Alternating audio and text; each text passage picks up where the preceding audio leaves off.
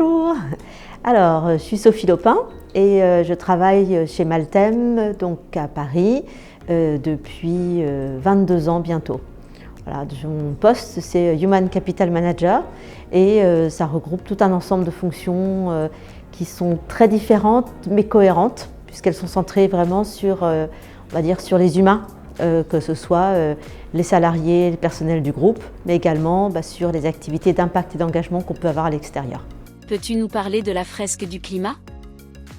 Alors, la fresque du climat, c'est un atelier auquel j'ai été formée en octobre 2022 et que je déploie dans le groupe au fur et à mesure de mes rencontres et de mes déplacements.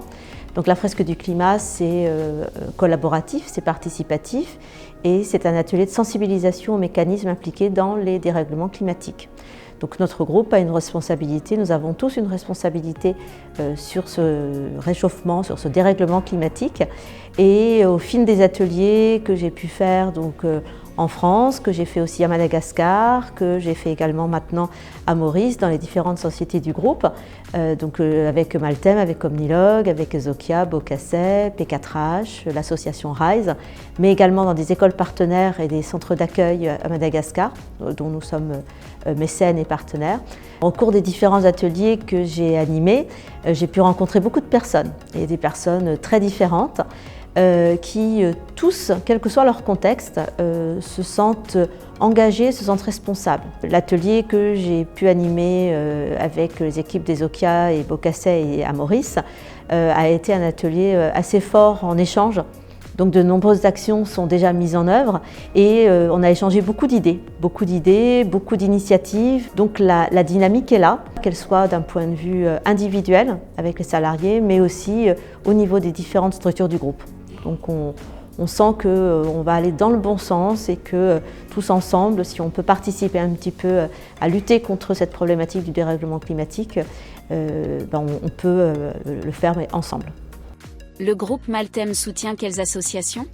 Alors, depuis sa fondation, le groupe Maltem, sous l'impulsion de ses deux fondateurs, Jean-Luc et Pascal, a soutenu des associations, le plus souvent centrées autour de l'enfance. Donc, on a commencé par soutenir quelques associations en France, qui avaient vocation à apporter un petit peu de réconfort à des enfants en difficulté ou hospitalisés.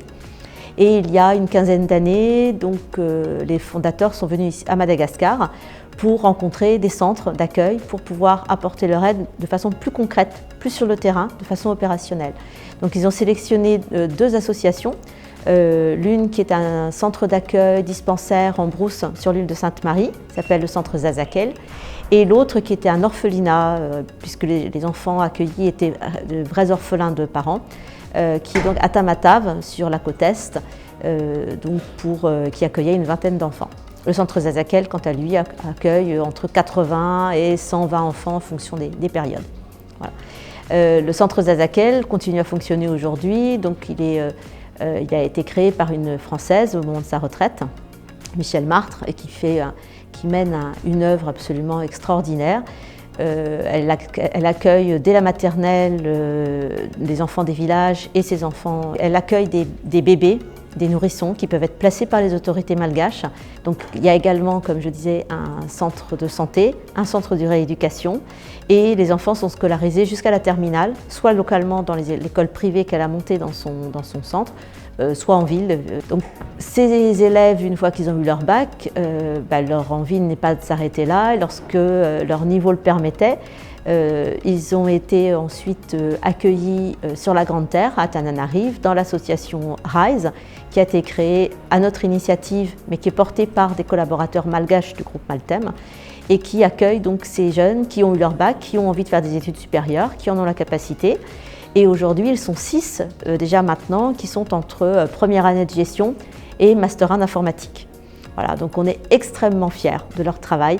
Ce qu'ils font est extraordinaire parce qu'ils travaillent beaucoup. Ils savent que leur avenir est entre leurs mains et on est super fiers de pouvoir leur donner les moyens matériels de poursuivre leurs études, sachant qu'aucun d'entre eux n'aurait pu poursuivre des études sans le soutien de l'association RISE, qui est soutenue par la Fondation Aldini du groupe Maltem. Donc il y a une synergie entre les équipes de RISE, donc de l'association qui s'occupe des jeunes et qui leur apporte toutes les conditions nécessaires pour pouvoir faire des études et grandir, devenir des adultes autonomes et des personnes qui vont pouvoir construire leur avenir.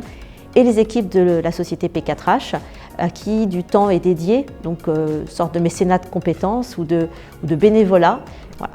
Donc les jeunes filles de Tamatave, elles sont aujourd'hui 5 à rester encore au centre, donc avec des questions de scolarité, de santé que gère l'équipe de RISE sur place. Et la plus avancée dans ses études, Malal, a démarré son stage de M2 d'informatique chez Omnilog à Bordeaux il y a 10 jours maintenant, et c'est l'histoire, la plus belle histoire qu'on pouvait rêver.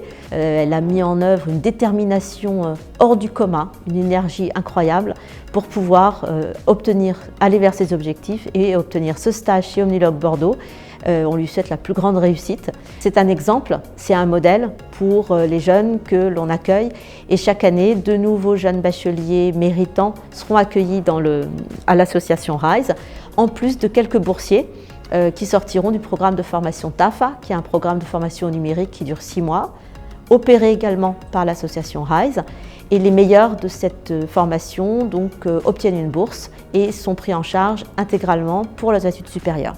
Le groupe Maltem subventionne et aide aussi d'autres associations dont les objectifs vont toujours dans le même sens, c'est-à-dire soutenir des jeunes ou des enfants en difficulté, mais également pouvoir contribuer à la préservation de l'environnement par le soutien des populations locales. Donc, par exemple, Nature Évolution, qui intervient à Madagascar depuis une quinzaine d'années, est une association partenaire à laquelle nous tenons beaucoup. Donc, les projets ont évolué et on est très fiers de continuer à collaborer avec eux, parce qu'aujourd'hui, ce sont des potagers écoles, des sensibilisations des enfants, le financement d'écoles, enseignants, construction des écoles, également de centres de santé, et d'autres projets de reforestation, donc toutes sortes d'activités qui vont vers un développement durable.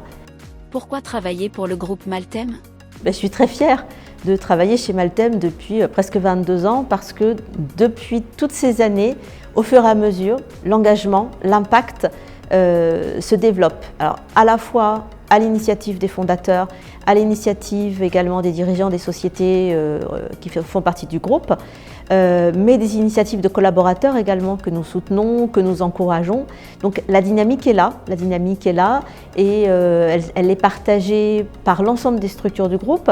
Elle se décline de façon extrêmement différente selon les contextes, parce que chaque pays a son contexte socio-économique, culturel, et n'a pas forcément non plus les mêmes nécessités d'engagement plus social, plus environnemental en fonction. Puis on espère pouvoir continuer encore à faire grandir cet engagement et à ce que notre impact soit de plus en plus fort. Ezokia, Innovative Digital Agency.